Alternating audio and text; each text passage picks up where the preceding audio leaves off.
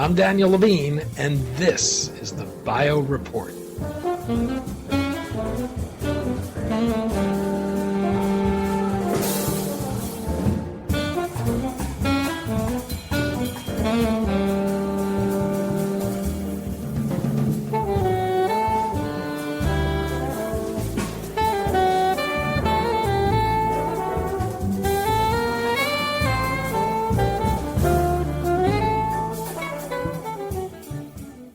Many people with the genetic condition Lynch syndrome live with the near certainty that they will one day develop cancer and have few options beyond constant screening and, in some cases, preventative surgery.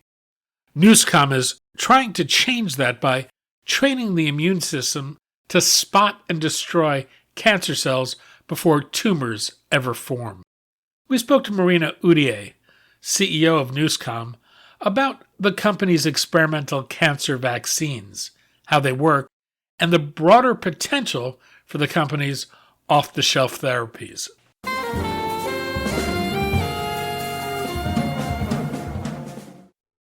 Marina, thanks for joining us. Thanks for having me.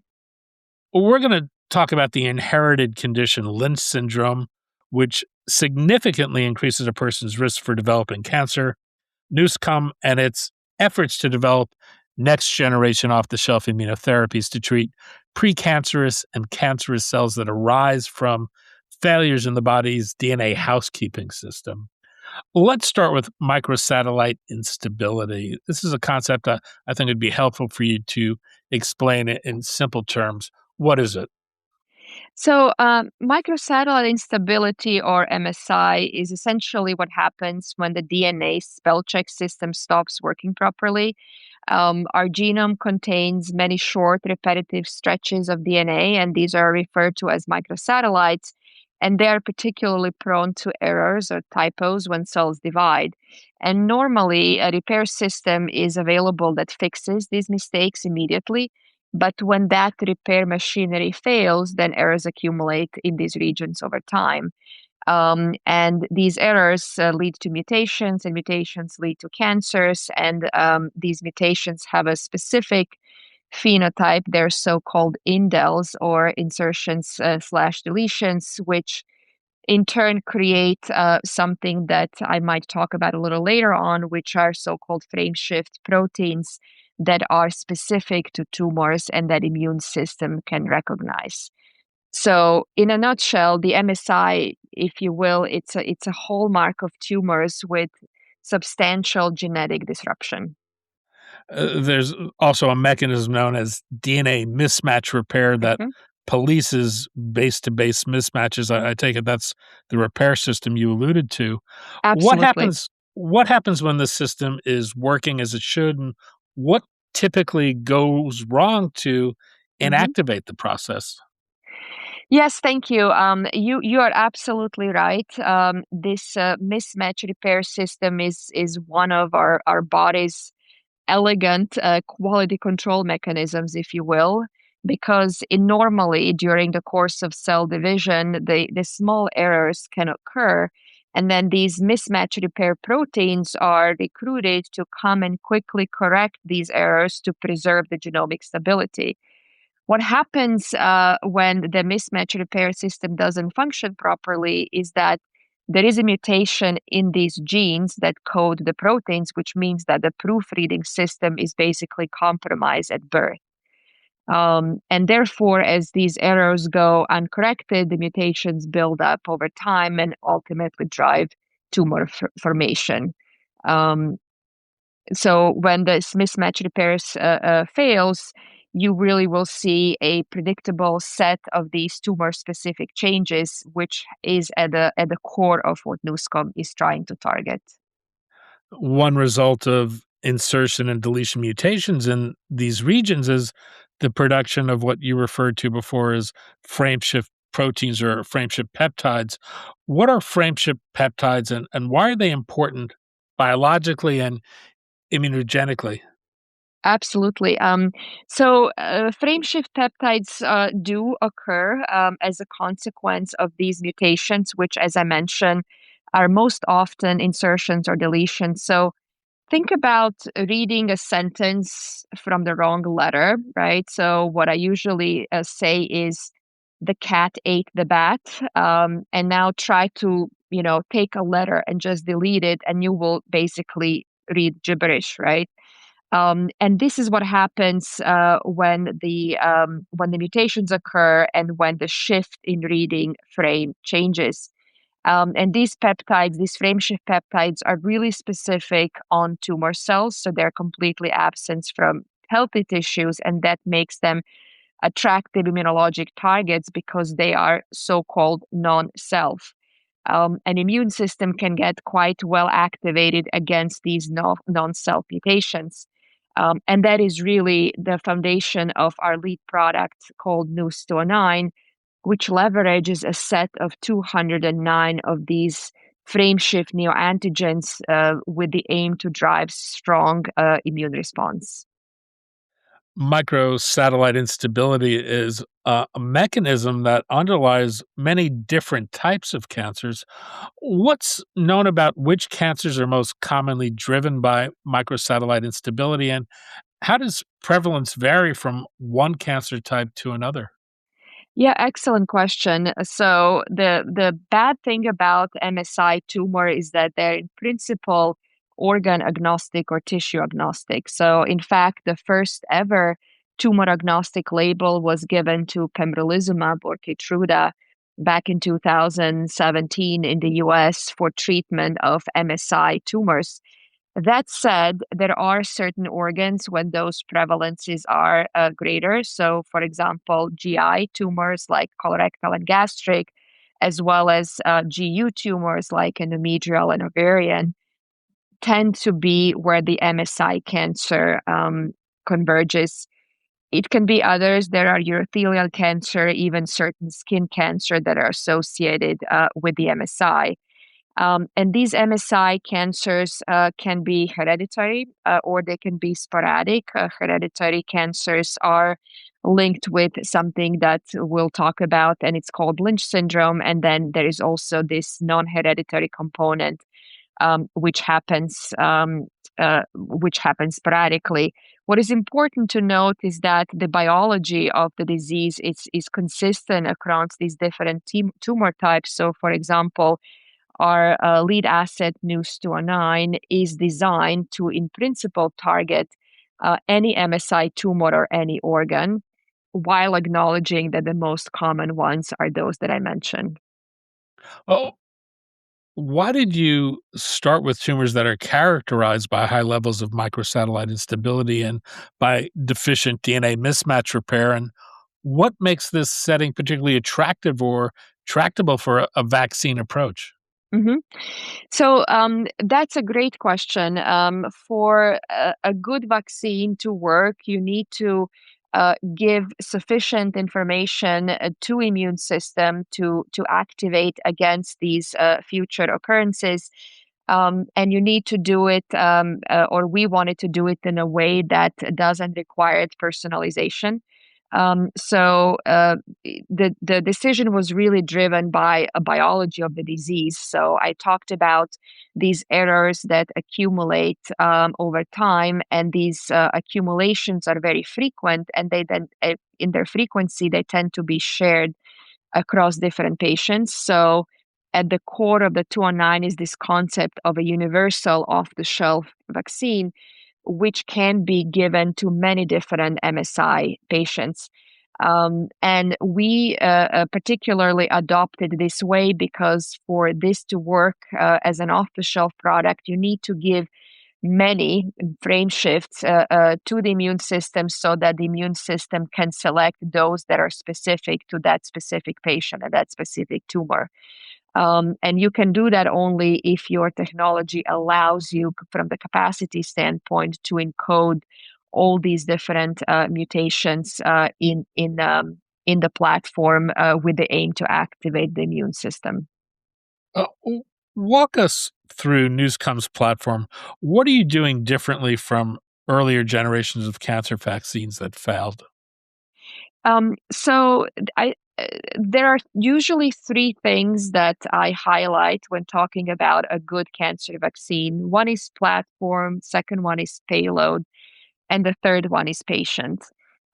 So starting with platform, we use viral vectors, replication in competent viral vectors, and we use two different ones. And that is done with the aim to really induce robust CD8 and especially T cell response.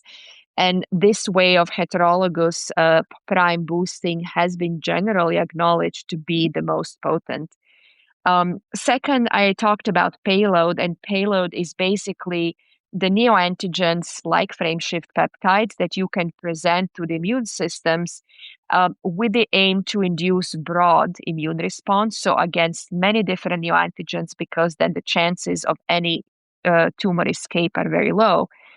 And thirdly, it is about putting this technology into the right patient population. In the very early days of cancer vaccines, people were treating metastatic cancer patients with a cancer vaccine immunotherapy. That approach doesn't work for a simple reason is that it is not enough to overcome the tumor burden. And then furthermore, in the very early days, people were working with so-called classical tumor antigens or tumor-associated antigens. And we are talking about neoantigens, which are basically specific to tumor cells and allows this much more elegant targeting of the biology. You're working on both off-the-shelf vaccines and personalized vaccines. How do they differ technically, and what's the unifying idea that connects them? So I'll start with the latter. The unifying idea that connects them is the platform. So the first P from the previous question. So it's always the same viral vectors, and what you do is you change the payload. So our lead asset, Nouscom, is built around 209 shared frameshift neoantigens, and they happen in any MSI tumor with a certain frequency. That's why that approach is so-called universal.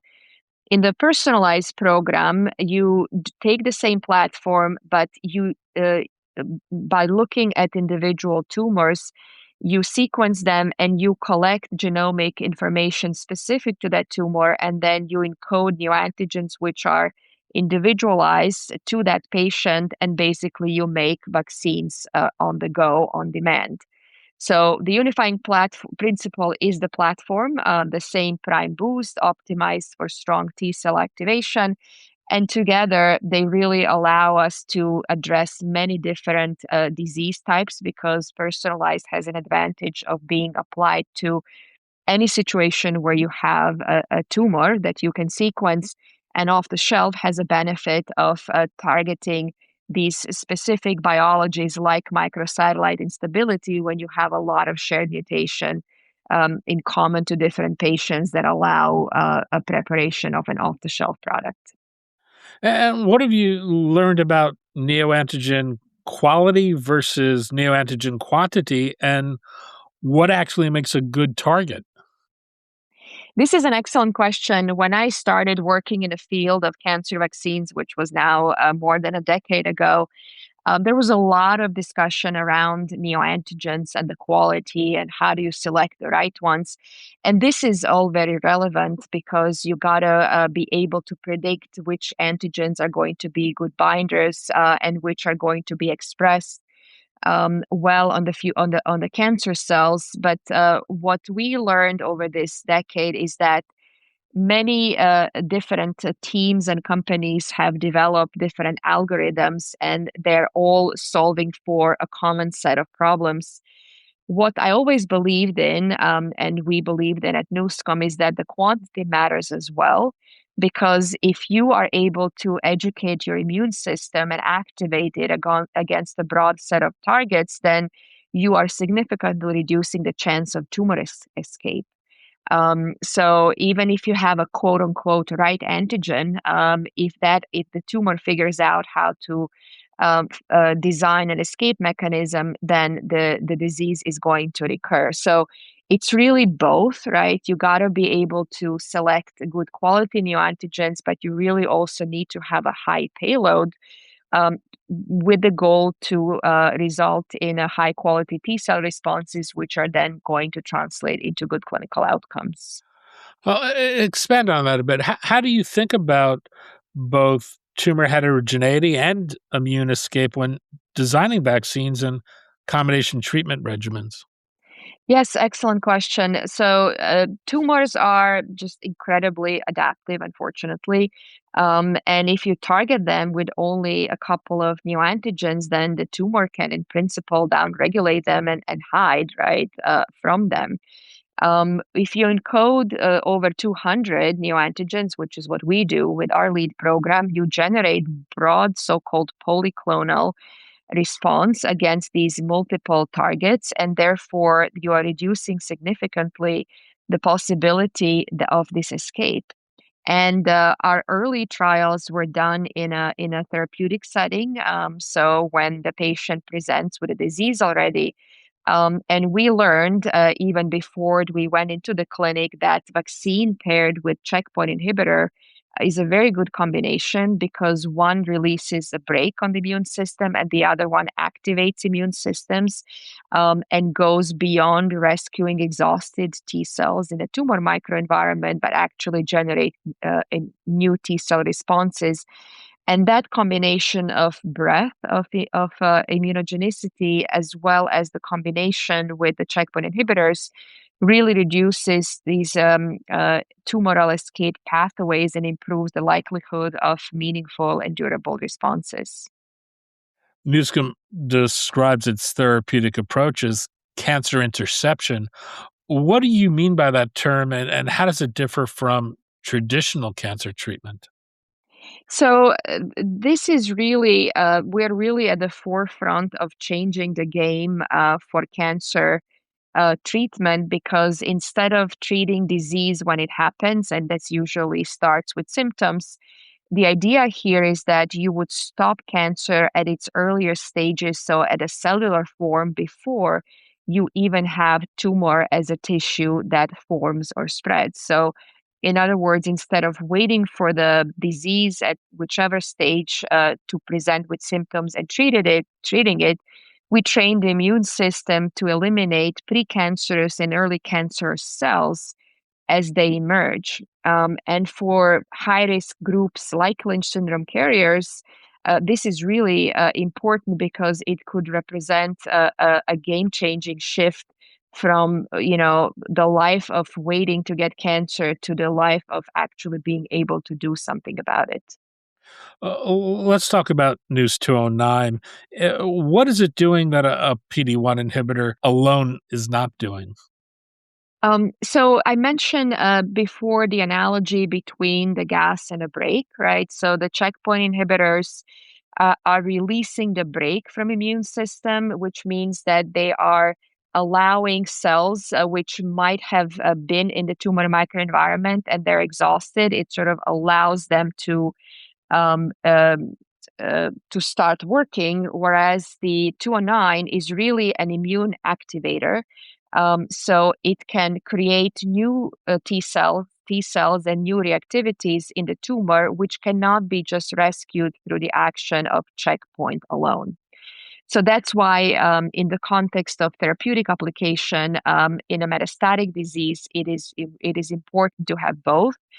Whereas in a setting without cancer, so either in adjuvant setting, in other words, post surgery, or in the interception setting, which is the one that Nouscom is targeting, their vaccine can be very effective by itself because what you really need, there is no tumor yet, so there is no exhaustion of T cells. What you really need are strong and potent and broad cells which can recognize the tumors and basically kill them through their functionality. News 209 is an off the shelf cancer immunotherapy that targets tumors with deficient DNA mismatch repair and with microsatellite instability. What exactly is it, and how does it work? So the Nouscom is a vaccine that is based on the viral vector system that I described earlier. So each of these vectors contains same set of 209 frameshift peptide neoantigens, which can be found across many different MSI tumors, and they are entirely tumor specific. So this is administered as a simple intramuscular injection, and what happens is that the by presenting these neoantigens to the immune system, we aim to induce very strong and durable T cell responses of the right phenotype, and by that I mean they need to be of effector memory, so programmed to kill cancer cells, but also durable. And as I mentioned, the application then in the clinic is to intercept cancer in Lynch syndrome carriers. In other words, in individuals who are at risk of getting cancer due to their genetic defect, or in combination with checkpoint inhibitors in the situation of metastatic disease. And what's known about its safety and efficacy from studies you've conducted to date? So, to start with safety, I'm happy to say that there is really nothing remarkable there, which is good news, because you want vaccine to be safe, especially if you give it to people who are cancer free. So, it's basically the types of events that we have seen. It's what you would expect from any vaccine, including a flu vaccine. So, your arm may hurt for a couple of days. You might have some transient headaches or fatigue, but that's really all there is. In terms of efficacy, what we were able to show consistently across different trials in nearly 200 patients is that we induce immune response in all treated subjects. So this is quite special and differentiated from many other platforms that I have seen. And these responses are of the right phenotype. So I mentioned so-called CD8 or killer cells, which are induced by our platform.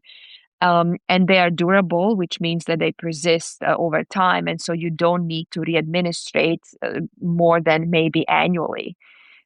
We have also shown quite elegantly through a couple of publications, one in Science and one recently in Nature, that the cells that we induce traffic to the tumor, and they do their tumor cell killing there.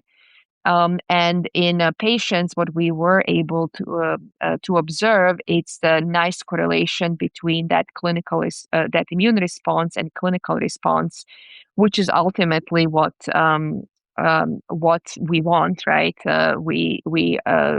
We explain the mechanism of action of our drugs through biology, but what you ultimately want to see is clinical effect. And in our metastatic trials, what we observed was quite nice and durable responses in terms of partial responses and complete responses. And in the Lynch trial, what we saw was a complete absence of cancer or even advanced adenomas in the context of the trial that we ran.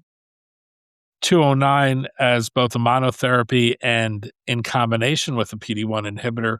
Why pair it with a PD-1 inhibitor, and how are you thinking about other potential combinations going forward? So the reason is simple. There was a very intuitive scientific rationale, which was confirmed by wealth of preclinical data, where we clearly showed that Nouscom just synergizes very well with PD-1 inhibitors. That is true with other immunomodulators, for example, CTLA-4 among them. But PD-1s are the cornerstone of immunotherapy, and so we viewed it as more convenient to test the efficacy of the combination with something that it's so well embedded in clinical practice. The reason why we use monotherapy in Lynch syndrome carriers is again routed in scientific rationale and preclinical data. And in a situation where there is no tumor mass, the vaccine in itself can be quite effective and educate immune system against the cancer, the peptides on the cancer cells that are gonna present in the future. And so we did see that, we did observe that in the preclinical model, and we were very happy to also confirm that in our clinical trial that was just published. How are people with Lynch syndrome generally diagnosed, and what does the diagnostic odyssey look like for them? Yeah, excellent question. Most diagnosis happens in one of two ways. Either a patient is presented with cancer, and cancer patients, especially metastatic cancer patients, are increasingly screened for MSI status and mismatch repair deficiency. And if that is confirmed, then usually it's recommended to do a genetic test to see whether the condition is hereditary, aka Lynch, or sporadic. Another way in which testing happens is if a relative of a cancer patient is diagnosed with Lynch, then the close family is encouraged to do testing even if they have no symptoms. And then more recently, with the advent of improved technology and reduced cost of testing, other avenues have been opened. For example, in some countries in Europe, the hospitals are testing biobanks, which may have cancers that are beyond the usual suspects for Lynch, or even cancers which are not metastatic. And if those cancers are tested and Lynch is confirmed, then the patient would be contacted, and then depending on the outcome of that, the family might be invited for diagnosis as well. The actual test is fairly simple. So if the tumor is present, then it's usually staining, IHC test. That is a fairly quick and inexpensive way to ascertain MSI status, and then to confirm the genetic component, we know which genes. There are four genes that regulate the mismatch repair machinery, and then it's relatively easy to look just through a simple blood test and a PCR or NGS if there is a mutation in one of these four genes. When you think about the current limitations of immune checkpoint inhibitors and standard immunotherapies in cancers with MSI and deficient DNA mismatch repair, where do you see the biggest unmet needs that vaccines like Noose 209 can realistically address? I mean, this one is really easy because for Lynch syndrome carriers, there is no treatment until they present with cancer, and that will happen almost inevitably because these people have up to 80%, 80% chance of getting cancer. So it's almost a certainty, and it's often multiple cancers. So the current standard of care for Lynch are frequent annual colonoscopies and other battery of tests, sometimes prophylactic surgeries, which is burdensome and does not really prevent cancer at the biological level. So the advantage of the immunotherapy, like the one that we offer with 219, is that it can train the immune system to really recognize and attack and clear these precancerous and cancerous cell, and really lead to true prevention or early interception and not just early detection. And what have you learned from your early personalized vaccine trials about which patients benefit most, and how is that informing your development strategy going forward? Excellent question. What we were able to show from our personalist trials is that we were able to show exactly the same features from the safety perspective and immunogenicity perspective and clinical outcomes. So, in other words, across these trials, the vaccine was very safe. It generated broad and durable vaccine specific T cell responses lasting for 6 to 12 months in many patients. And we've also seen that these vaccine specific T cells were infiltrating tumors and leading to clearance of tumors in metastatic patients, in this case, metastatic melanoma patients. So we were able to validate the platform across these two approaches. And what we learned from the personalized vaccine trials is that your process is your product. So what we've been doing in the last year and a half was really working on optimization and automation and closing of that system so that the costs of productions can go significantly down, making this therapy more broadly accessible to patients in the future. It would seem your strategy depends in part on robust biomarker testing. What do you see as the biggest gaps in getting patients tested for MSI, for deficient DNA mismatch repair, and for Lynch syndrome? And what needs to happen to close those gaps? So I think that the MSI testing is actually quite well adopted in clinical practice, certainly in US and Europe. All metastatic colorectal and endometrial cancers, for example, are screened for MSI. And this has gone up by 3 to 5 fold since the launch of checkpoint inhibitors for these indications. So, in other words, this is really not just a diagnostic, but it is a companion because it does guide the physician choice of treatment. Where I see a bigger gap is in then translating that into genetic testing. So not all MSI patients are tested for Lynch, and that is a combination of factors. It could be just related to where the patient is and whether the hospital has genetic counselors and those capabilities. It is related to whether the patient wants to know, and some do and some don't. And then, even if this so called index patient is diagnosed as Lynch, the family members who are symptom free often they need to decide whether they want to test or not. So, from the technical viewpoint, there are no barriers. From the adaptation viewpoint, when there is no treatment, then the value proposition of getting tested just so that you know that you have this condition is not always enough, right, to bring patients over that barrier. I do believe that with the introduction of a therapy like Nouscom for Lynch carriers, I really believe that that will impact the Lynch testing in the way that checkpoints have really driven up the testing for microsatellite unstable um, condition. Nouscom has raised on the order of $140 million to date through various venture rounds. How far will existing cash take you, and what are the value-creating milestones you aim to reach with this funding? So thank you for this question. We indeed did raise a quite a nice oversubscribed Series C a couple of years ago. And we're very lucky to have done that given the current funding environment. And with those proceeds, we have already generated data, clinical data and translational data in Lynch syndrome carriers. This has been published just last month in Nature Medicine. And it's really a testament to the power of the platform and the potential to really make a difference and charge this very unique strategy of intercepting cancer in this highly defined patient population. So this was one goal of the Series C.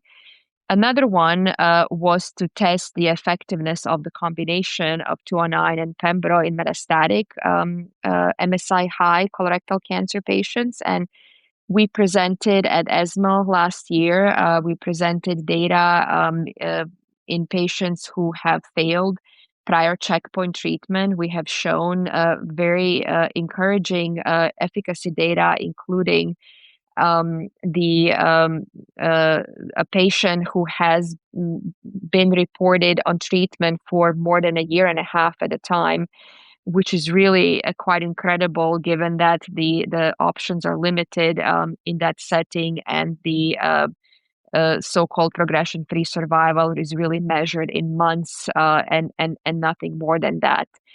And lastly, as I mentioned, what we have learned from our personalized trial phase 1 is that the platform really performs in a very consistent way. We decided to invest in automation and optimization of the process, and this is now being considered for um, uh, to go through the appropriate steps that would be required to test that in the clinic. You've been able to attract a mix of US and European investors. How do you see the appetite for investing in early stage biotech companies on either side of the Atlantic today? And have you noticed a shift with the recent pickup in biotech stocks? Yes, excellent question. I think we can all agree that these last couple of years have been quite challenging on both sides of the Atlantic, and investors have become more selective and more focused on data and clinical data, in particular, on capital efficiency and regulatory, a clear regulatory path. I think what has helped is that Nouscom had clinical data when it was fundraising. So I think for preclinical company situation is even harder, but we were able to attract investors for from both sides of the Atlantic because we had clinical data, because we demonstrated that we are a capital efficient company, and because we had very clear plans on where we want to take our programs and what is the next value inflection milestone. Um, Today, I think we can all agree that the big market seems to look a bit better, and there seems to be more enthusiasm around truly differentiated platforms and stories, and especially if they're aligned with these exciting new concepts and paradigms like cancer interception. I believe that the data that we were able to generate, it published in Nature Medicine, really speaks for itself because it is a validation as such, and it allows us to now think about taking this program into late stage development, which will further strengthen our position in the field. And as you think about partnerships, what types of partnerships are you most interested in? And what might be most important strategically for you in that regard? Excellent question. At the moment, up until now, we were able to generate data by ourselves, and that often including running multi-site and multi-country studies. So we have the capabilities and scales to tackle, truly global studies. And the study that we have ahead of us has similar description. However, the more you advance your asset into late stage development, then of course the infrastructure and the reach and the muscle of big pharma becomes more important. So for our next study, for example, for Lynch, we could see us being quite capable of executing that from the operational perspective. However, when you enter into late stage development, you have to think about other things such as pre-commercial activities that would prepare the market, and in this case, create the market that would allow really seamless introduction of the product in the future market. So we definitely are, very open to exploring different strategic partnerships with groups that would be truly committed and interested in taking this concept of cancer interception forward from the clinic and to the patient. Marina Udier, CEO of Nouscom. Marina, thanks so much for your time today. Thank you for having me.